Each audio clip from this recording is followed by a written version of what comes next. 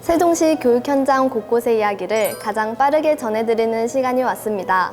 여러분 안녕하세요. 세종교육 온소식 1일 아나운서 최지안입니다.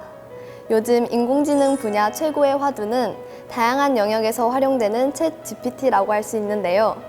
교육 현장에서도 챗 GPT 도입이 속도를 내고 있습니다. 이 내용 오늘 첫 소식으로 준비했는데요. 바로 만나볼까요? 인공지능 챗봇, 챗 GPT에 대한 관심이 그 어느 때보다 뜨거운데요. 세종시 학교 현장에서도 챗 GPT 관련 교육이 이뤄지고 있습니다. 이날 양지중학교에서는 챗 GPT와 올바르게 대화하기를 주제로 수업이 진행됐는데요. 학생들은 챗 GPT와 직접 대화를 하며 챗 GPT의 장단점을 분석하는 활동을 했습니다.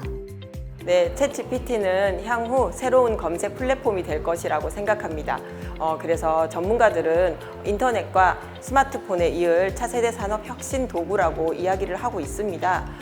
이 챗 GPT를 학생 교육에 사용하면 개별 맞춤형 교육과 피드백이 된다는 것이 가장 큰 장점이라고 생각합니다.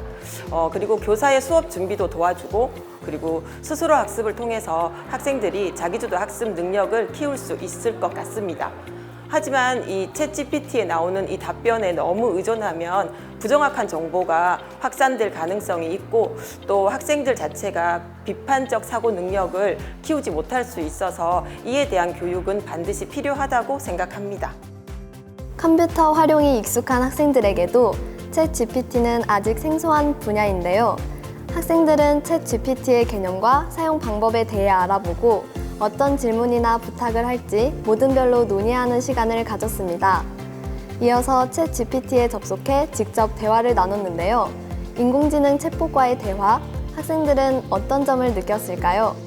여러 시스템으로 활용이 가능할 것 같아요. 왜냐하면 정보를 입력하면 그에 따라서 이제 활용도 다양하게 하고 또 제가 수정을 하니까 바로 그거에 따라서 정보를 바꿀 수 있는 것 같기도 하고 또 이제 편하게 대화를 해서 이게 쉽게 접할 수 있을 것 같다는 생각이 들어서 정말 무궁무진하게 발전할 수 있다고 생각을 했는데 이제 거기서 이제 잘못된 정보에 대한 활용을 보면서 이제 인간들도 이에 따라서 발전을 해야 기술과 같이 인간이 발전을 해야 좋은 결과가 나올 수 있을 것 같다 생각했습니다.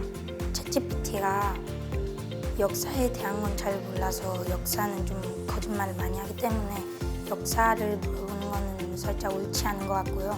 이제 수행평가를 보는데 모르는 내용이 있으면 그걸 찾아가지고 이제 복사하는 게 아니라 참고만 해가지고 자신 걸로 만들어서 사용하는 게 좋다고 생각합니다.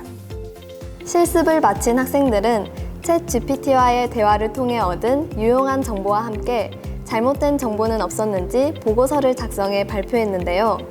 이런 과정을 통해 학생들은 챗 GPT를 활용해 질문할 때 유의할 부분을 점검하고 챗 GPT가 사람과 같은 글쓰기 능력을 가졌다는 점을 확인할 수 있었습니다. 반면에 부정확한 정보를 제공해 우려되는 부분도 있었는데요.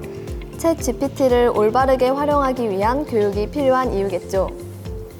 우리 아이들이 주인이 될 미래 사회는 챗 GPT 같은 인공지능 기술로 가득하게 될 것 같아요. 그 미래를 살아갈 아이들이 인공지능을 제대로 이해하고 잘 활용할 줄 아는 창의적인 인재로 성장할 수 있게 적극 지원하겠습니다.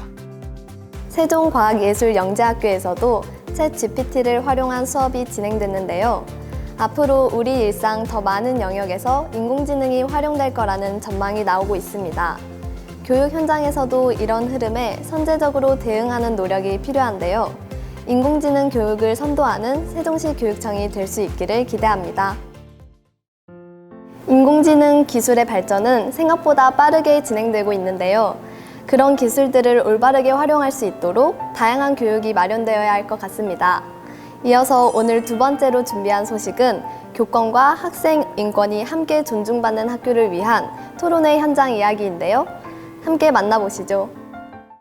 오랜만에 세종교육 가족이 한자리에 모인 것 같은데요. 이곳은 존중의 학교 만들기 토론회 현장입니다.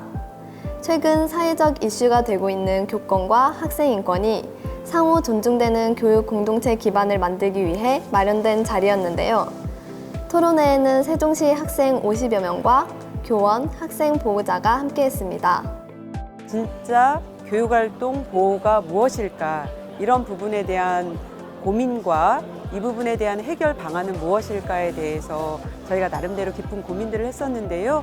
교육활동 보호의 핵심은 서로에 대한 존중에서부터 시작된다라는 그런 생각으로 이 토론회를 기획하게 됐고요. 그래서 저희가 사전, 두 차례에 걸친 사전 모임과 오늘 수기 모임을 진행을 했고요.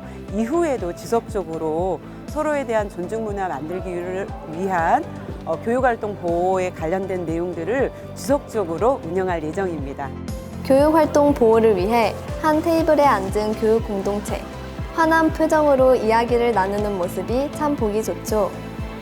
이렇게 학생과 학부모, 선생님 모두가 행복할 때 더 행복한 세종시 학교를 만들어갈 수 있는데요. 그러기 위해서는 각자의 위치에서 상대를 존중하는 것은 물론이고 어떻게 존중을 받고 싶은지 끊임없이 소통하는 노력도 필요합니다. 1학년 딸아이하고 함께 참석을 해보았는데요. 제 아이라고 생각해서 당연히 제가 하는 대로 제 말대로 잘 따라줄 거라 생각을 했는데 아이의 감정이 있고 아이의 생각이 있다는 걸 다시 한번 느끼게 되었고요. 이제는 제가 원하는 대로 아이를 이끌어가기보다는 아이의 마음을 좀 존중해주고 아이를 믿고 조금 기다려주는 그런 부모가 되겠습니다. 네, 부모님이 보내주시는 사랑과 일들을 당연하게 생각하지 않고 항상 감사하게 여기며 부모님들을 항상 존중하겠습니다.